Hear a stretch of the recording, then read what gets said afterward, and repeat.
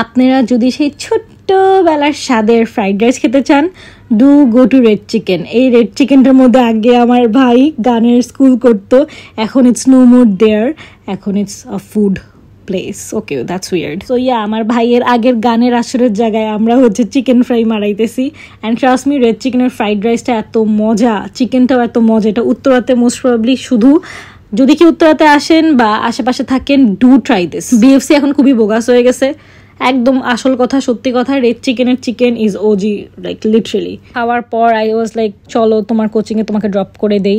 And when we were walking, it was like pure nostalgic for me, because এই পার্কে কত খেলছি। এরপর হচ্ছে রাজলক্ষ্মীতে আমি কটবেল পাইছি, and I had to take the kathbel, but unfortunately কটবেলটা খুবই কাঁচা ছিল, বাট কিছু করার নাই। তারপরে কটবেল মাখাটা আমি নিয়ে বাসায় গেলাম অ্যান্ড খাইলাম।